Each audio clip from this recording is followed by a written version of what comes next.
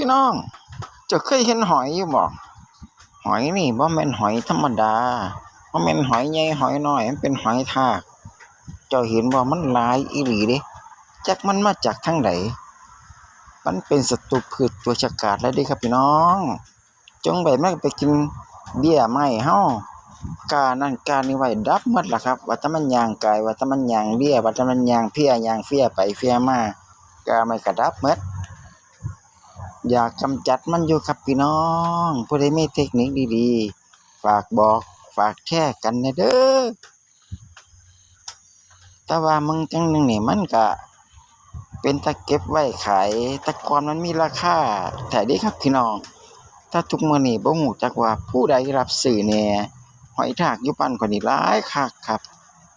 จาก10เป็นร้อยจากร้อยเป็นพันพู้นเดะทุกมื้อนี้หลายคักอีหลีเป็นพันๆตัวพู้นล่ะครับพี่น้องบ่ทันได้ขามันอยู่